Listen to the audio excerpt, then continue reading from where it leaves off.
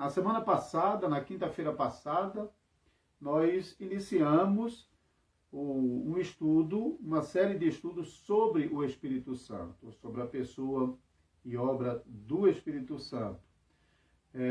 Então, nós vimos no primeiro programa, na semana passada, que o Espírito Santo ele já estava presente na criação, não é? Então, falamos sobre o Espírito de poder a partir de Gênesis capítulo 1.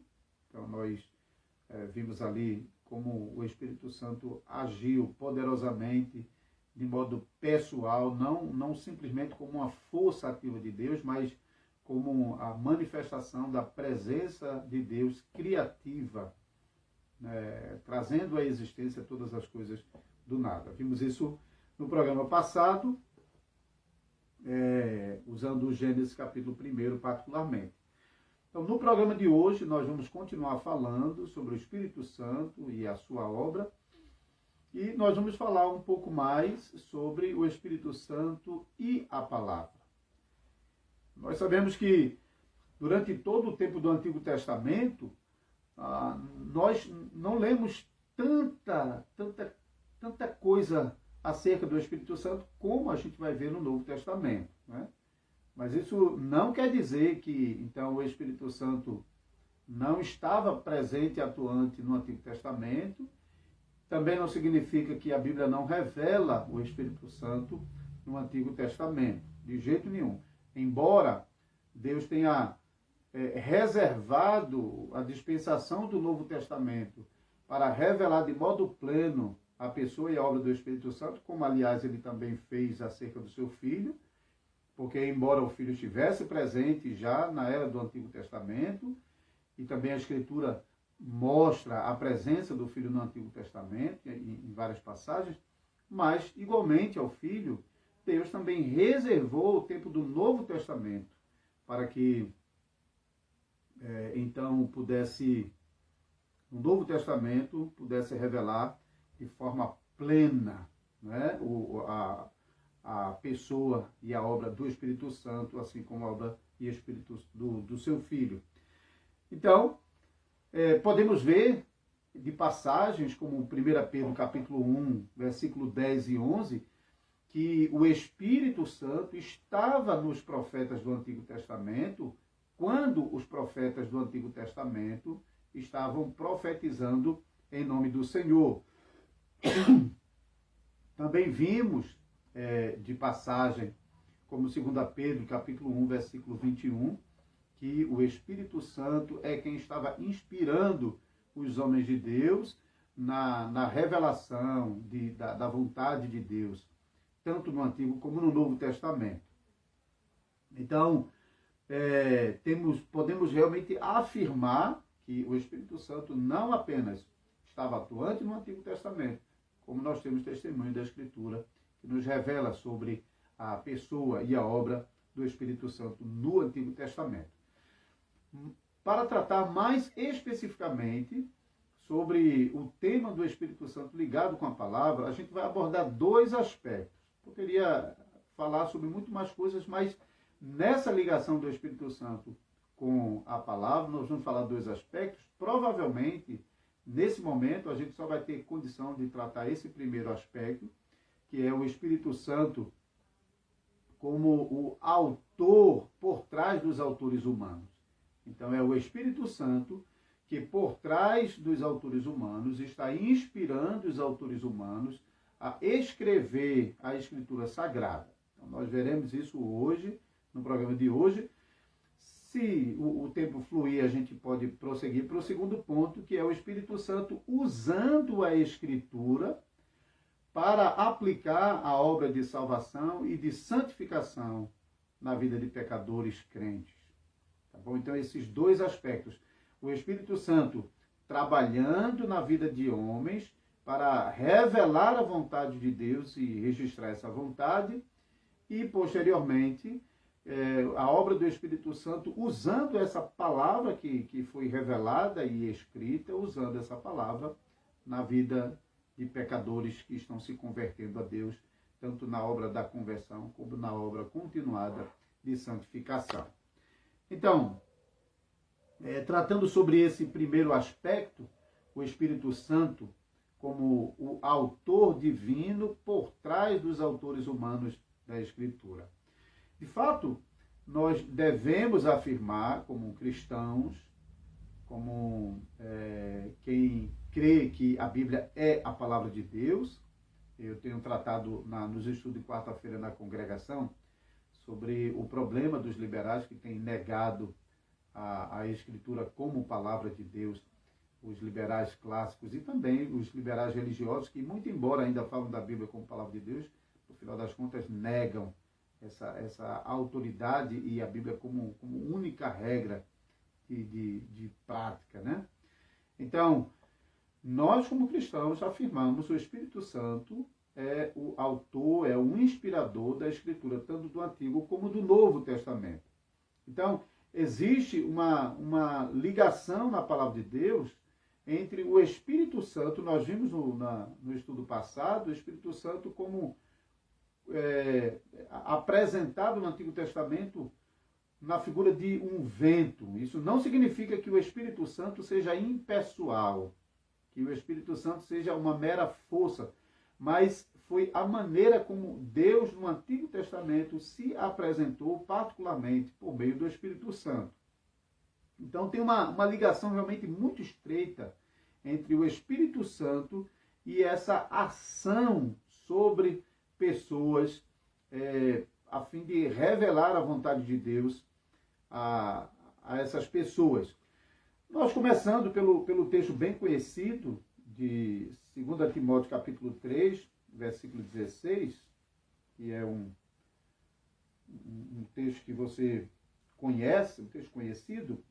Toda Escritura é inspirada por Deus, ou soprada por Deus, e útil para o ensino, para a repreensão, para a correção, para a educação na justiça, a fim de que o homem de Deus seja perfeito e perfeitamente habilitado para toda boa obra.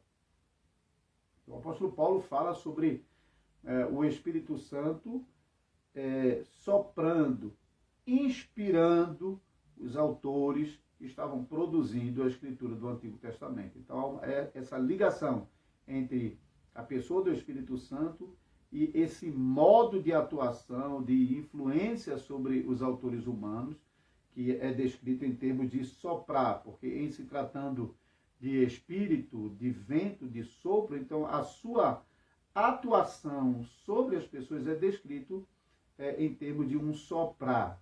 O outro texto que também nos diz alguma coisa acerca disso é 2 Pedro, capítulo 1, versículo 21, que na verdade é o último versículo do capítulo 1, diz assim: porque nunca jamais qualquer profecia foi dada por vontade humana, entretanto homens santos falaram da parte de Deus, movidos pelo Espírito Santo. Movido aqui é empurrado, impulsionado para falar.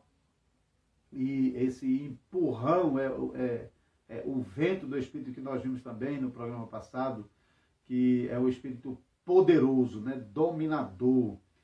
Então, embora nós, nem no Antigo nem no Novo Testamento, nós não recebemos uma revelação precisa sobre o modo exato como o Espírito Santo opera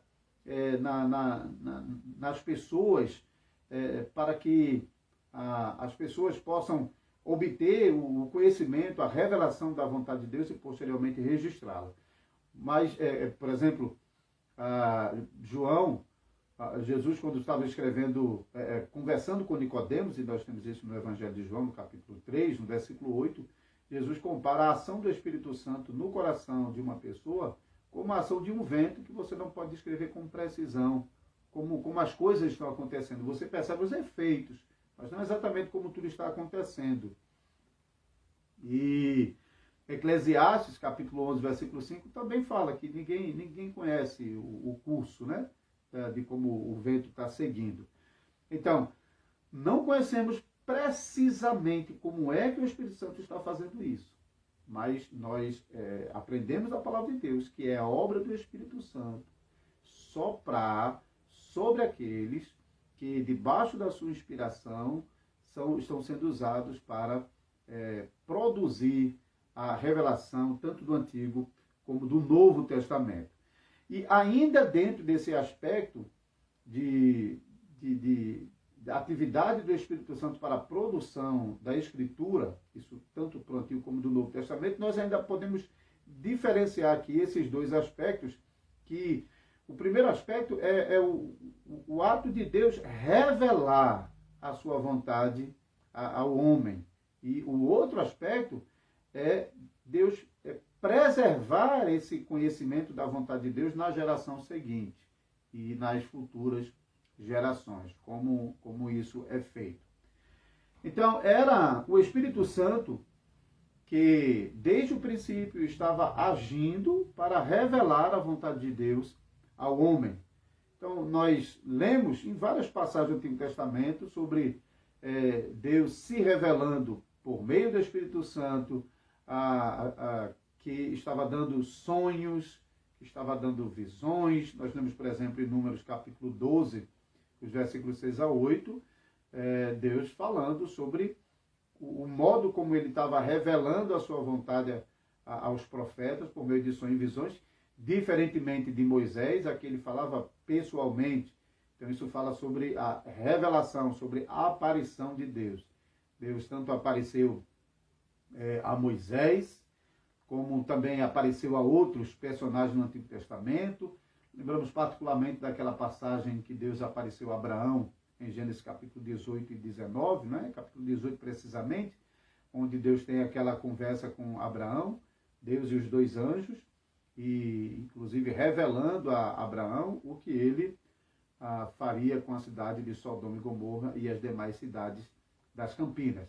Então Deus, por meio do seu Espírito, estava soprando sobre pessoas para comunicar o conhecimento da sua vontade através de sonhos, de visões, de revelações e aparições, e também por meio de conduzir vários acontecimentos, de tal modo que esses acontecimentos serviram como acontecimentos redentivos, acontecimentos que comunicam alguma coisa sobre a vontade de Deus na história da redenção. Então, você pode pensar sobre a criação, o ato da criação, o Espírito Santo conduzindo o ato da criação como o ato de comunicação da vontade de Deus na criação. Também no Êxodo, quando Deus tira o povo de Israel do Egito. Então esse ato é um ato redentivo no qual Deus está comunicando sua vontade por meio dele. Quando posteriormente o povo realiza aquela primeira Páscoa, né, antes de sair do Egito, e quando está entrando em Canaã, quando Deus abre o Rio Jordão e o povo entra em Canaã. Então, cada um desses acontecimentos estava comunicando algum conhecimento do plano de Deus, da vontade de Deus.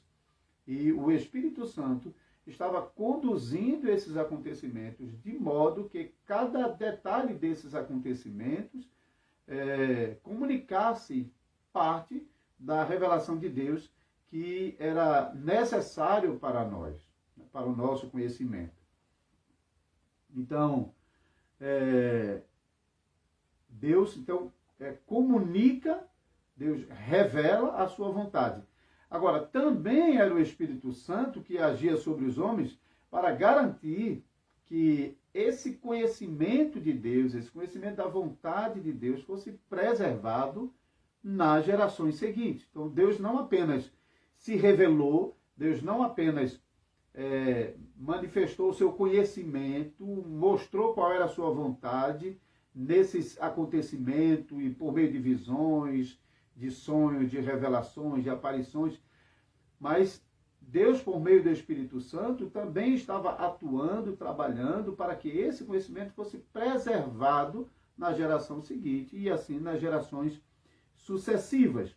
Então, desde a criação do mundo, esse conhecimento de Deus, que estava sendo revelado de diversas maneiras, nos acontecimentos, nos sonhos, nas visões, nas aparições, e estava sendo transmitida às futuras gerações, no começo muito provavelmente mais por meio de uma comunicação oral, de uma tradição oral, passando de pai para filho esse conhecimento.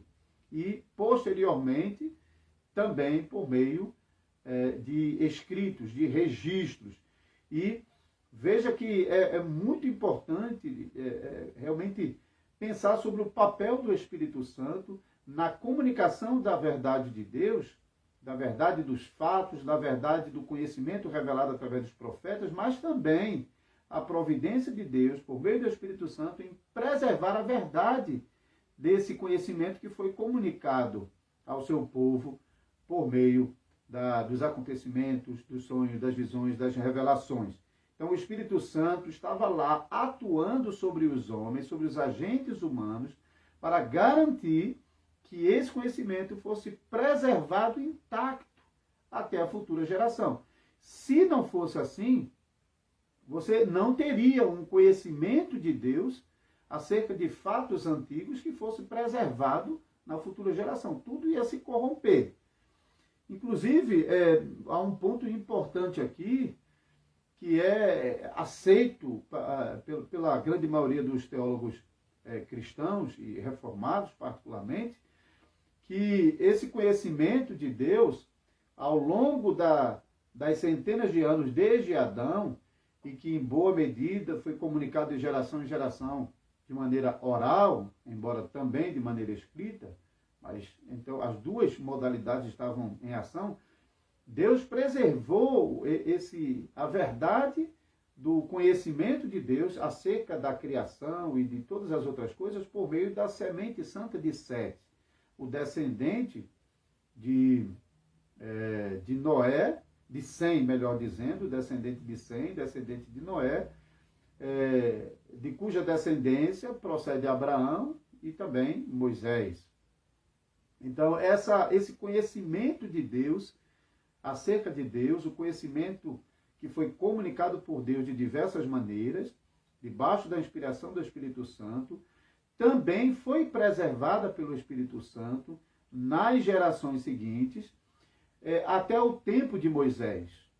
De modo que coube a Moisés a reunião de todo o conhecimento que Deus tinha revelado, que Deus tinha comunicado aos antepassados, das diversas maneiras, como nós já vimos, tanto em acontecimentos, como também na fala, na revelação por meio de sonhos, visões, revelações, aparições. Deus preservou intacto esta revelação e agora, por meio de Moisés e dos homens que estavam a serviço de Moisés para registrar aquilo que ficou conhecido como Pentateuco, livro da lei, né, os 5 rolos de Moisés. Então, esses livros, eles registram todo o conhecimento de Deus que havia sido preservado até então. É interessante isso porque talvez você já ouviu alguma coisa parecida com a crítica que alguém faz, que Moisés, na sua época, ele nada mais faz do que criar uma nova versão, uma teodiceia, uma história sobre Deus, porque essa história já existia nas outras nações, então cada nação desenvolveu a sua própria versão da criação do mundo, da origem do mal, da divindade, e Moisés também havia basicamente feito a mesma coisa. E aí eles citam às vezes como justificativa, por exemplo, o fato de que Moisés está citando alguns aspectos legais que já existiam no mundo antigo. Por exemplo, a lei do olho por olho, dente por dente, que já existia no Código de Hammurabi, que era muito, muito mais velho do que Moisés. Moisés teria lançado mão do Código de Hammurabi e adaptado isso para a realidade dos israelitas. Os israelitas também haviam lançado mão do costume antigo de circuncisão, que de fato já existia em outras nações, que Moisés tinha lançado mão da prática dos sacrifícios que eram comuns a outros povos.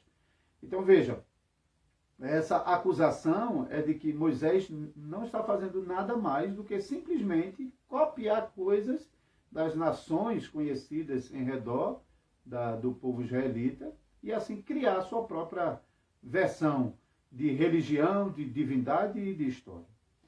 Por isso é importante esse aspecto de que Deus ele preservou intacta a revelação e também o conhecimento seu na criação e em todos os acontecimentos antigos. Deus, por meio do Espírito Santo, fez com que a verdade desse conhecimento acerca de Deus fosse preservado na descendência santa, na descendência de Sete, da qual ele posteriormente chamaria Abraão, e, como descendente de Abraão, Moisés ficaria responsável por registrar esse acontecimento. Isso é importante. Por quê? Porque esse conhecimento de Deus preservado na semente santa mostra que, na verdade, o conhecimento que existe nas outras nações são simplesmente resquícios do conhecimento acerca de Deus que vem desde a criação do mundo. Adão falou, ouviu a voz de Deus, mas também Adão testemunhou de todas as coisas que Deus fez a partir dele, não antes dele, mas Adão ouviu do próprio Deus, aprendeu do próprio Deus, transmitiu aos seus filhos, porém, Caim, depois que matou Abel, se afastou de Deus, e então Deus deu outro filho em lugar de Abel, e nesse filho Deus preservou uma descendência da qual Noé era o descendente que deu continuidade a partir do dilúvio. Então esse conhecimento de Deus foi preservado nessa semente, enquanto que esse conhecimento se espalhou em outras nações por meio de Caim. E embora essas nações preservem alguma coisa de conhecimento acerca de Deus, essas nações não têm o conhecimento verdadeiro. O conhecimento não foi preservado intacto nessas nações. A providência de Deus, a obra do Espírito Santo para preservar o conhecimento de Deus estava na linhagem pactual, na linhagem santa de Sem, o descendente de Noé. Então você tem nas nações antigas versões do dilúvio, versões da origem do mundo, versões da tentação de Adão e Eva. Você realmente pode ver. Você vê, por exemplo, aspectos legais no Código de Hammurabi, você vê prática da circuncisão, você vê sacrifícios, mas todas essas coisas são resquícios da verdadeira religião que foi preservada intacta na semente de Sem, da qual Moisés, debaixo da inspiração do Espírito Santo, registrou. Então, percebam a importância do Espírito Santo nesse processo todo. No processo de comunicar a verdade, Deus comunicou a verdade sobre si quando estava criando o mundo. Deus comunicou a verdade sobre si, preservando esse conhecimento nas gerações. E Deus mostra a sua providência em agora, por meio de Moisés, registrar todo esse conhecimento acerca da história nas centenas de anos que antecederam Moisés, por meio do servo do Senhor e dos outros agentes humanos que trabalhavam junto com Moisés.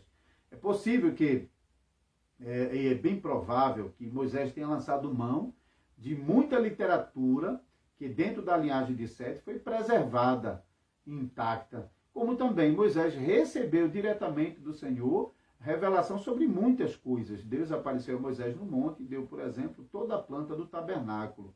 Então, muita coisa Moisés recebeu diretamente do Senhor.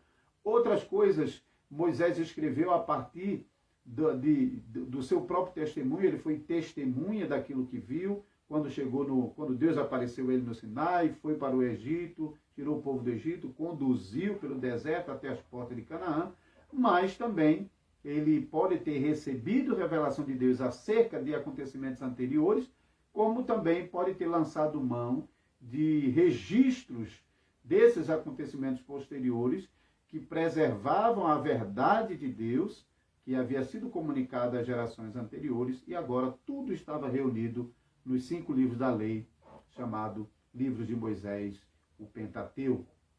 Então, agora, para o bem das próximas gerações, Deus, agora, de uma outra maneira, está inspirando Moisés e os outros agentes para agora registrar. E ao registrar esse conhecimento acerca de Deus, o Espírito Santo está agindo de tal maneira que ele garante a fidelidade do registro. Então, uma coisa é o conhecimento que já existia anterior a Moisés, e agora outra coisa é a inspiração do Espírito Santo para garantir que na hora do registro, e esse registro seja feito com fidelidade. Nós não falamos sobre um ditado verbal, Moisés como se fosse um médium, e então ele recebendo palavra por palavra que havia de ser escrito. Não. Nós cremos que Moisés, e liderando o registro de todas essas coisas, o Espírito Santo trabalhou de um modo misterioso, garantindo que aquilo que estava sendo registrado transmitia com precisão a verdade desses fatos. Então, esse é o processo de inspiração no registro, certo? Então, nesse processo de inspiração do Espírito Santo no registro da vontade de Deus, o Espírito Santo usou homens diferentes, de classes sociais diferentes, de lugares, regiões diferentes, épocas diferentes, em momentos históricos diferentes, debaixo de circunstâncias históricas diferentes, com costumes em pano de fundo diferentes. Mas, ao invés do resultado da escritura produzido por essa grande variedade de pessoas, ao invés de ser uma grande miscelânea, o que aconteceu foi realmente um grande milagre.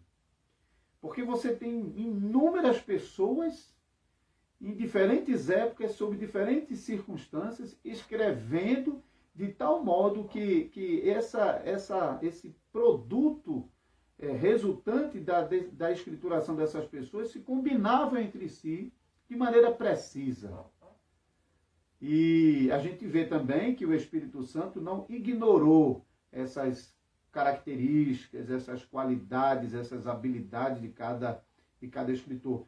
Facilmente, a gente pode olhar para cada escritura e perceber como essa escritura preserva as características de seus autores humanos. Então, a gente vê estilos, a gente vê pensamentos, a gente vê as palavras mais usadas por determinado autor, a forma como se constrói as frases, todas essas coisas o Espírito Santo respeitou nos autores humanos. Ele usou soberanamente, poderosamente, essas características bem particulares de cada autor humano, de tal maneira a comunicar a verdade de Deus com precisão, de modo que essa verdade de Deus era confirmada, completada, ampliada nas demais escrituras. Então, é realmente uma grande bênção que o Espírito Santo, como Deus, de um modo poderoso e sábio, usou diferentes homens para compor uma grande obra que é, de um lado, uma riqueza literária. Quando você pega a Bíblia e vai realmente estudar, nesse momento eu estou pregando sobre Salmos de Lamento, e você vê as características, as marcas dos Salmos de Lamentos, diferentemente de outro grupo de salmos, que é diferente de outros livros poéticos, que é diferente do restante da literatura. Então, é uma riqueza literária que nós realmente podemos aprender muito com a sabedoria do Espírito Santo nesse livro sagrado, mas também, ao mesmo tempo, por meio desse livro, que é uma riqueza literária, nós temos a riqueza e a profundidade da revelação do conhecimento de Deus,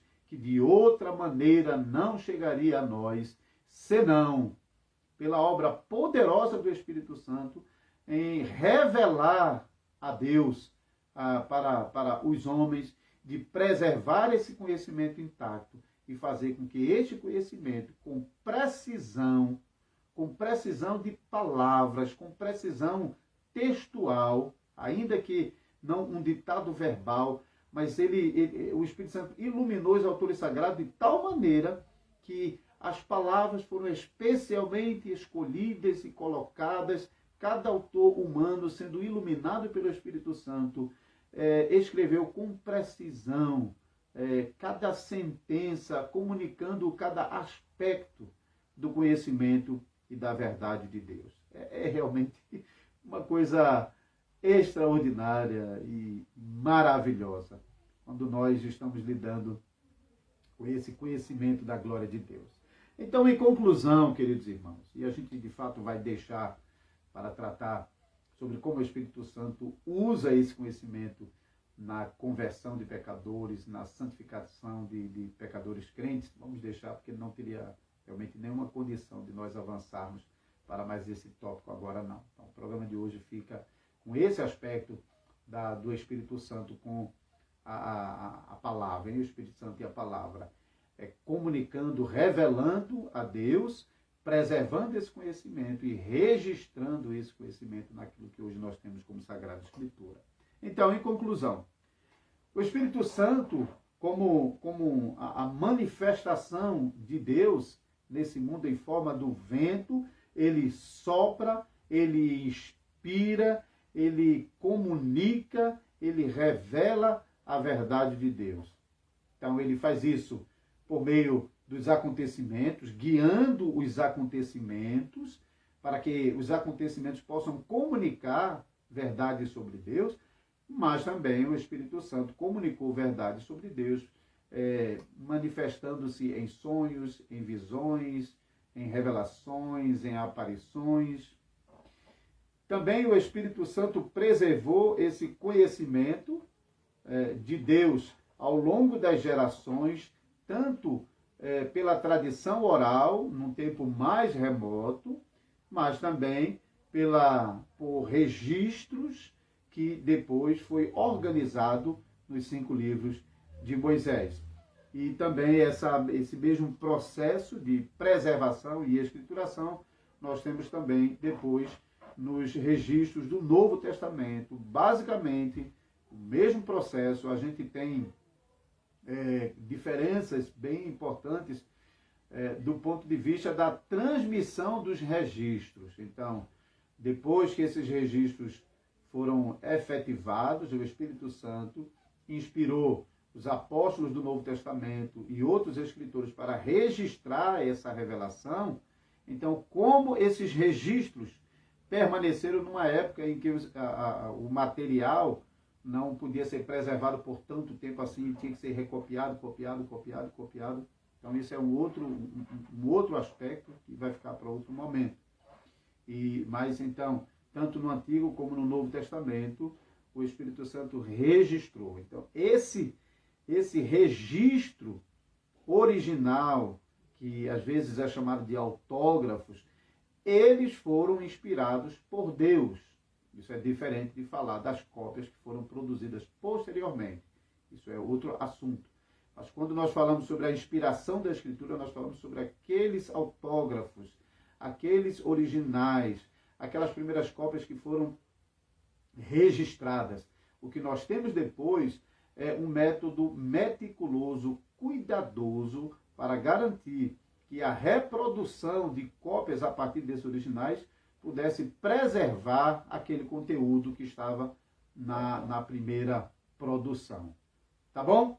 Então, eu espero que com essas informações você possa ter um conhecimento mais esclarecido acerca do papel do Espírito Santo na comunicação da vontade de Deus, de modo a fazer com que essa comunicação da vontade de Deus fosse preservada e depois registrada em verdade, em conformidade com aquilo que fora revelado.